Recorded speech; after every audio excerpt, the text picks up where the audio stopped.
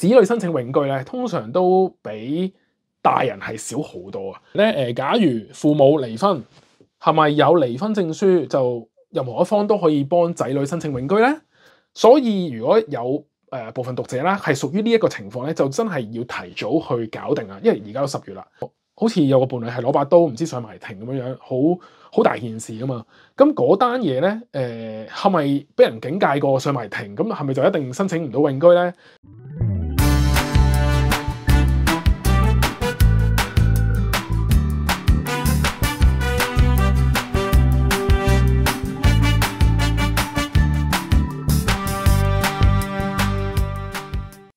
？Hello， 大家好，歡迎翻嚟演繹關 channel， 我係 Sam。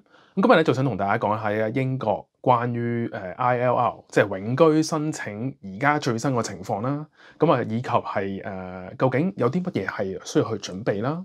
另外就係其實究竟而家最新工黨對嗰個永居申請要求嘅改變係啲咩啦？同埋作為香港人係有啲乜嘢可以做到嘅？OK， 咁今日就想講下自己嘅睇法咁樣啦。咁其實睇翻而家宏觀嘅情況啦，其實最一開始就係因為工黨處理呢個偷渡小船搞唔掂啊嘛。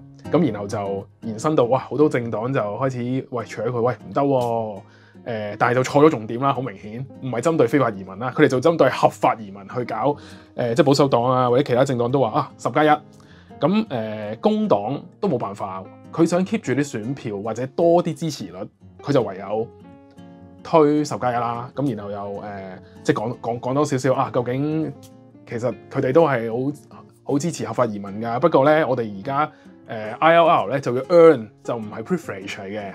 咁所以變咗就有一個情況就係啲政黨就開始右傾啦，或者叫做即係民粹主義啦，就開始右傾啦。咁其實同美國啊、歐洲成個情況都係一樣嘅。咁再去到後來啦，咁因為而家改革黨喺民調入邊領先得好緊要嘛，有32%嘅支持率啦。咁拋離工黨啊、保守黨或者自由民主黨嗰啲，其實都我諗起碼10%咯。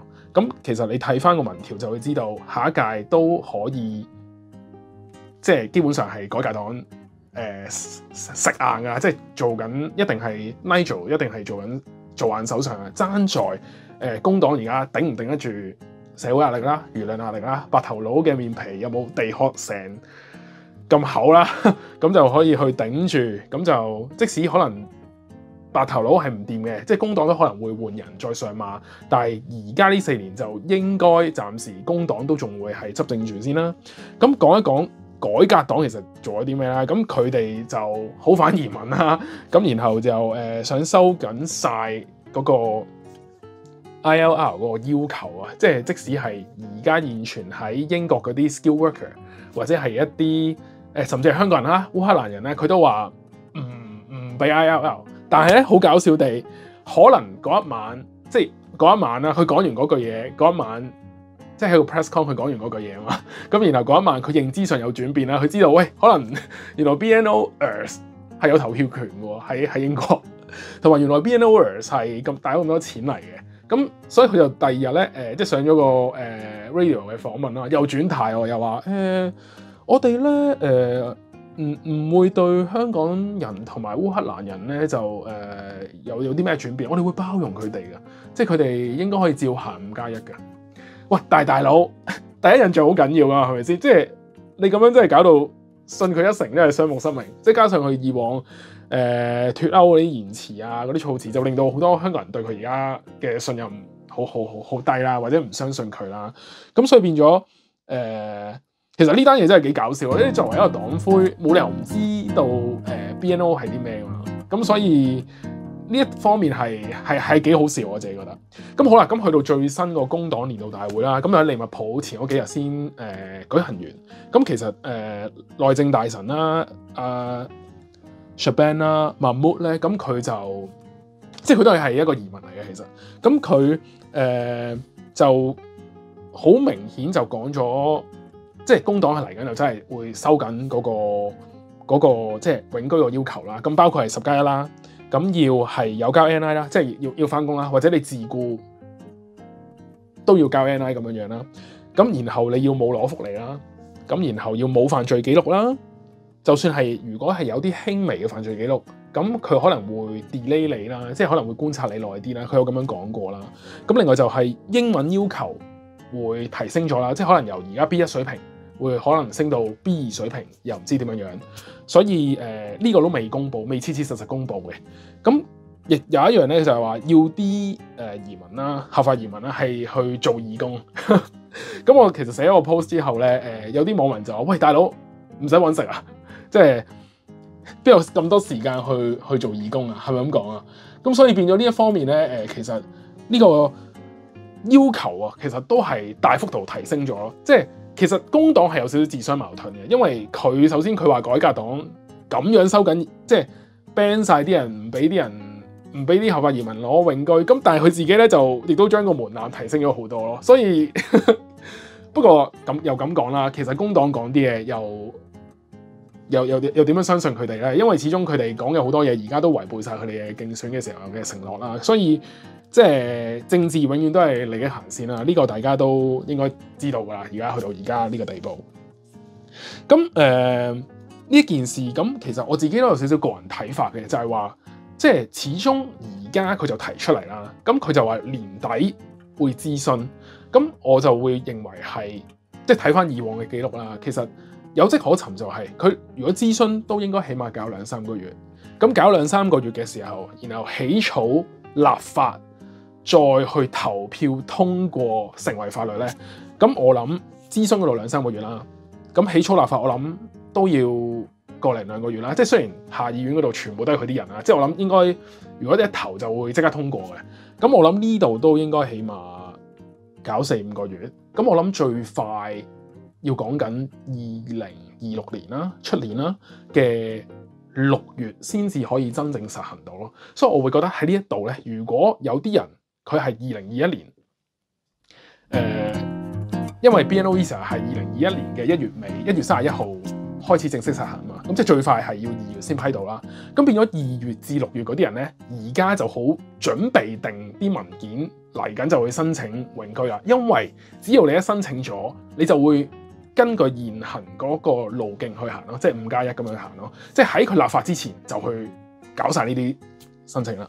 又然後第二個情況就係佢可能起草立法，又年底諮詢，又會搞一輪，即係可能未必會係6月咯，即係可能會褪到10月11月先至真正實行到咯。咁所以變咗呢度都可能仲有少少時間嘅 gap 位啦。咁可以俾一啲早嚟嘅朋友，可能2021年2月至到10月嘅朋友，咁我諗佢哋就會比較容易啲，可以按舊有路徑申請咗永居先咯。咁呢一方面，我自己係咁樣去睇嘅。咁好啦，其實就住永居申請呢一方面咧，我自己好有幸啦，咁就訪問到 UK Majesty 嘅一位英軍移民顧問啦。咁即係問佢攞咗少少意見，咁可能可以同大家分享下咁樣樣。咁我覺得佢啲 advice 都幾有用嘅。咁起碼大家知道有啲咩係要做，有啲咩唔可以做，或者要準備得充足啲。咁變咗你喺申請永居嘅時候都會容易啲通過啲咯，唔使 delay 啊，或者係 postpone 啊，又或者續 visa 啊，咁多麻煩嘢咯。咁我想今日就可能同大家快速咁樣可能 share 下啦，咁樣樣又唔會話太沉氣咁樣樣咯。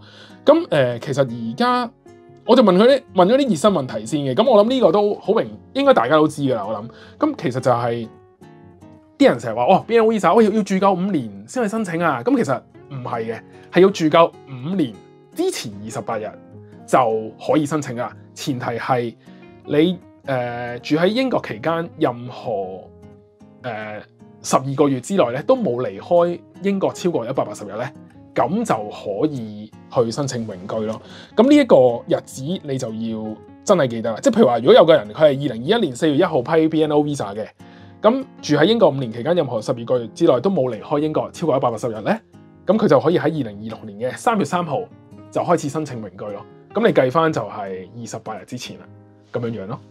OK， 咁另外就係LOTR 可能有啲人 LOTR 就嚟咗啊嘛，因為嗰陣時疫情咪 lockdown，有啲人 OTR 就過咗嚟。咁 LOTR 嗰段期間咧係唔計嘅，Student Visa 都唔計嘅。OK， 咁另外啦，申請永居咧係唔需要證明自身財務狀況嘅，唔需要。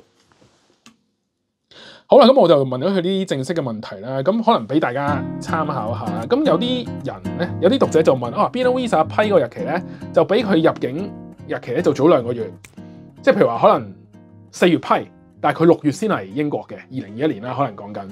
咁申請永居嘅時候係咪要俾啲到埗嘅機票同埋住宿嘅證明咧？咁有啲讀者同屋企人 Visa 批出時間唔同啦，兩者時間相隔多過3個月，咁呢啲情況應該點做咧？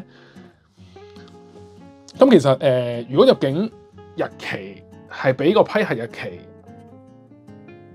係遲2個月嘅話啦，即係咁呢個情況其實冇問題嘅，因為你諗翻啦，其實任何12個月之內冇離開英國超過180日咧，你其實就已經符合到即係永居嗰個條件噶啦。咁所以變咗你喺申請嗰個永居網上填表嗰陣時咧，因為我有上去填過下嘛，即係入下咁樣。逐步嚟嘅咁樣咯，咁變咗你嗰2個月係屬於離開英國嘅日期，其實係冇問題嘅，因為60日啫嘛，唔超過160日，咁所以照填就得噶啦。咁最好你就如果有嗰陣時買咗到埗嗰機票嘅 invoice 啊，或者你有嗰個登機證啊，咁就更加好咯。咁你咪一次過拱埋上去俾個移民官睇，咁你咪快啲可以睇到咯。咁阿 Anson 啦，即係英軍顧問嗰邊就話：喂，如果你有啲咩特別事情啦，譬如話離開日期係超過180日嘅，即係譬如話其中1年咁樣啦，咁但係日數咧又少於1個月喎，咁原來係有機會可以同內政部可以去溝通，去酌情處理喎。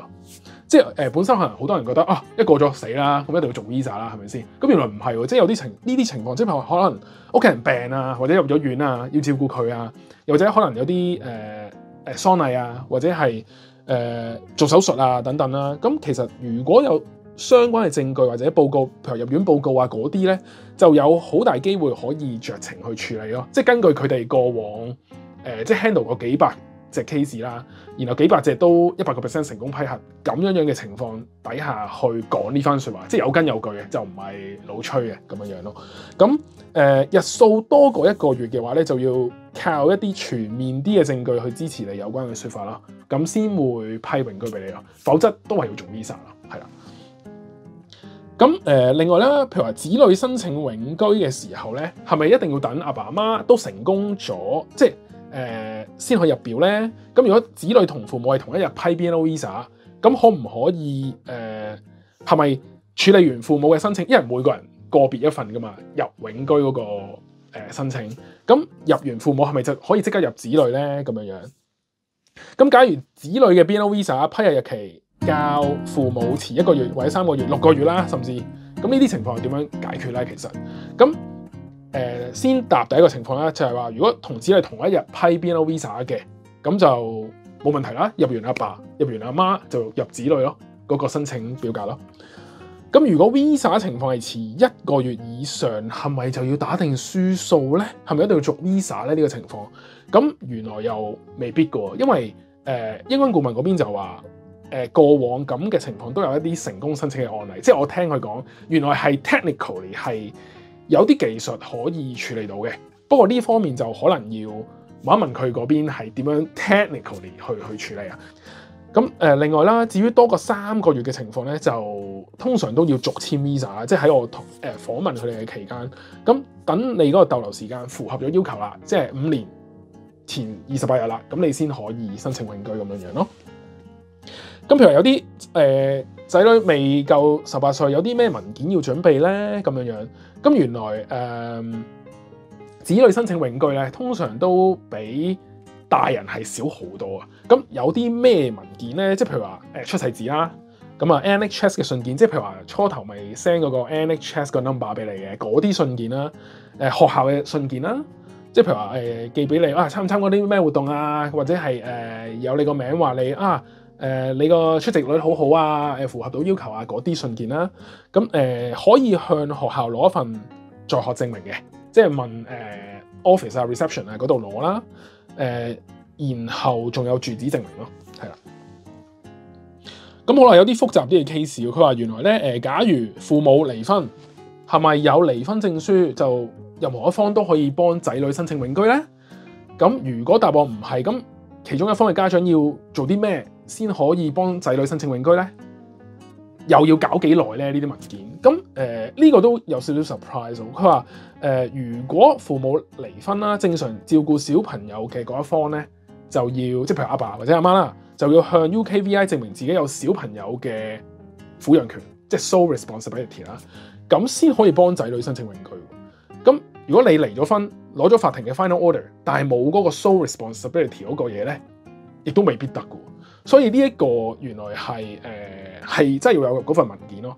所以如果有部分讀者啦係屬於呢一個情況咧，就真係要提早去搞定啦。因為而家都10月啦，咁所以變咗你就唔會咁閉翳咯。到時好急啊，好扯啊，未必趕得切啊。咁而家去申請定就差唔多啦。咁點解咁講咧？就係話佢話移民官喺審批嗰啲文件嘅時候咧，其實係有個清單嘅。咁你剔晒，咁佢咪批俾你咯？係咪咁先？好正常嘅。咁譬如話如果你冇嗰個獨家撫養權嘅，咁佢咪剔唔到，咁佢咪將你份申請表擺埋一邊先。即係佢哋就係咁樣做嘢咯。佢話佢個流程。咁因為始終離婚呢啲嘢，或者可能感情唔好啊，有啲好複雜嘅嘢，咁變咗每個人嘅情況唔同咯。咁呢一方面我就建議可能大家去問下 Anson 啦，因為佢哋有20分鐘免費諮詢嘅。呢個亦都係我點解我初頭走去問下佢唔知可唔可以訪問咧？咁點知佢哋又幾好人，即係可以即係俾我去訪問佢哋咁樣咯。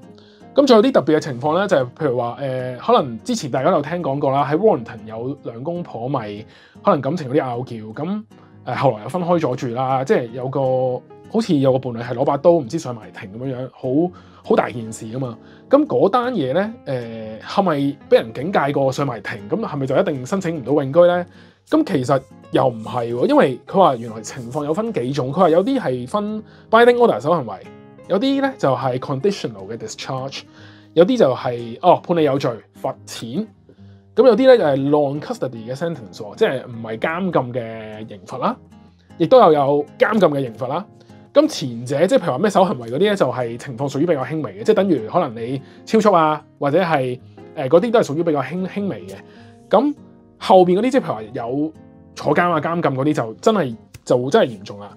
咁正常佢話如果申請永居嘅時候，你犯案性真係屬於比較輕微咧，就會容易啲，同埋一次性嘅。如果你係慣犯啊，玩咗2次嘅，又判刑多過12個月嘅，咁佢就話呢啲就好麻煩，即係就真係要多啲文件去處理咁樣咯。咁如果判刑多過12個月咧，就一定唔得嘅，係啦。咁譬如話，如果有重複，可能你連續超速5次咁樣，咁可能就個 cover letter 就要寫得好啲，或者要用其他文件證明你嘅一個人係 good character 啦，即係咁佢先會批到俾你咁樣咯。咁好啦，可能好多即係移英過嚟嘅香港人都會試過啦，違泊啦、超速啦，有啲定額罰款啦，即係 FPN 啦、Fixed Penalty Notice 啦。咁呢啲又點樣搞咧？咁其實就係記得要 keep 翻晒所有 record 啦。咁然後就喺申請嘅時候就如實上報翻晒所有嘅 FPN 啦。咁如果私人停車場嗰啲就應該唔使嘅，要 FPN 先係啦。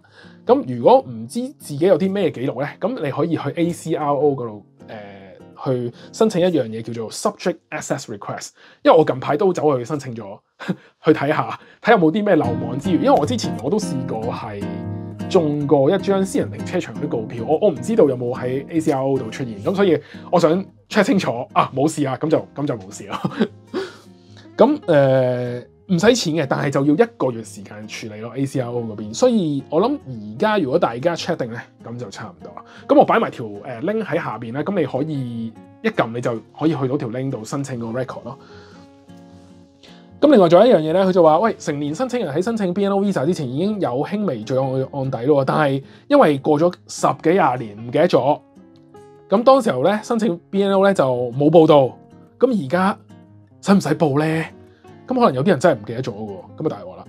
咁其實申請永居你都知道，任何案底啦，無論係 span 咗或者係未 span 啦，即係大家都知道喺香港你過咗3年係可以自稱冇事啊，我冇犯罪啊嗰啲噶嘛。但係原來英國即係申請呢啲 visa 或者係申請永居咧就要報咯，原來。咁要視乎你嘅案底嘅性質同埋嚴重程度啦，向內政部係要補交翻個文件。咁 Anson 之前都有搞過相關嘅嘢，亦都會做一份 due diligence 嘅。咁就要睇下你嘅個案係點啦，咁佢就可以去決定點樣幫你補交啊，或者睇下有冇其他方法咁樣樣咯。咁呢一個就係我之前去訪問到佢嘅內容啦。咁希望喺呢度可以俾到大家一個參考嘅作用啦。因為始終申請永居都係一個唔係一日就搞得掂嘅事啊。即係大家提前準備、提前認知、提前去留意到就究竟發生緊咩事，咁就會幫到你申請會無往而不利咁樣樣咯。咁我會將英軍顧問嗰個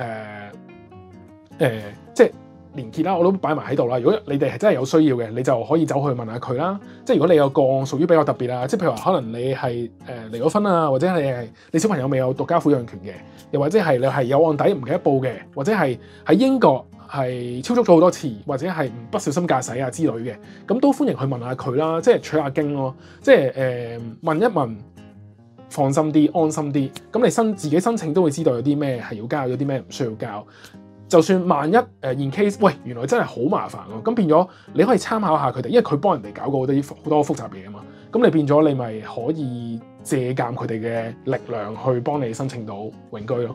咁啊喺呢度就祝大家申請永居順利先啦。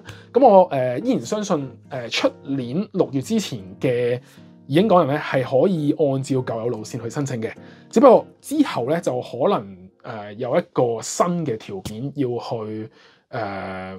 去遵守咁樣樣，或者要去批核咁樣樣咯。咁我諗到時會再同大家去跟進啦，同埋去更新翻大家究竟個要求有啲咩變化咁樣嘅。咁我哋就係啦，中意呢條片就 like 啦、comment 啦、share 啦，咁啊撳埋鐘仔 subscribe 埋我 channel。咁以後有咩新片咧，就會第一時間知道啦。咁今日嘅 share 嚟到呢度啦，咁我哋就下次再見啦。